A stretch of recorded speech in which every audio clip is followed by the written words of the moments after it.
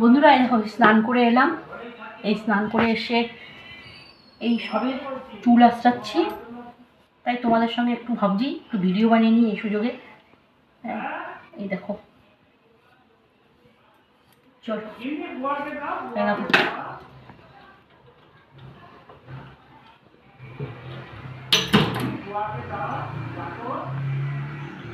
চুল আঁচড়িয়ে এই একটু সিঁদুর পরে নিলাম, ব্যাস। আর কি বলো, অত আমি সাজি নেবো, আমি খুব সিম্পল থাকতে ভালোবাসি। ব্যাস, এবার একটু ঠাকুর প্রণাম করি, ঠাকুর প্রণাম করে তারপরে খেতে দেবো সবাইকে। দেখো আমার ঠাকুর, দেখো এ দেখো আমার গণেশ ঠাকুর, এটা রাধাকৃষ্ণ, এর ভিতরে আছে একটা